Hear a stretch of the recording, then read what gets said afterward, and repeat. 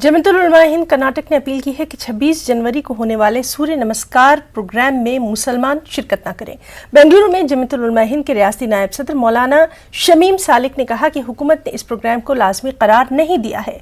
इस प्रोग्राम में शिरकत इख्तियारी है। मुसलमान किसी भी सूरत इस तरह के प्रोग्रामों में शरीक न हो।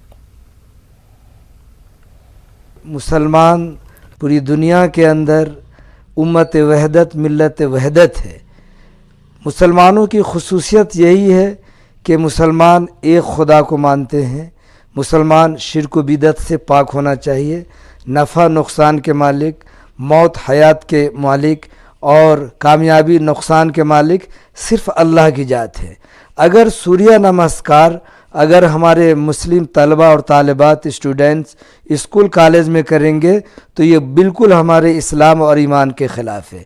चूँकि मुसलमान का ये वतीरा है, शेवा है और ख़ुसूसियत है कि हम अल्लाह के अलावा किसी के सामने किसी भी मखलूक, दरख्त हो या सूरज हो या चाँद हो या पहाड़ हो, कोई भी मखलूक हो, उसके सामने हमारे बच्चे बच्चियां या हमारे नौजवान या मर्द हजरात हो या ख़वातीन हो, कोई भी अल्लाह के अलावा सर नहीं झुका सकते हैं।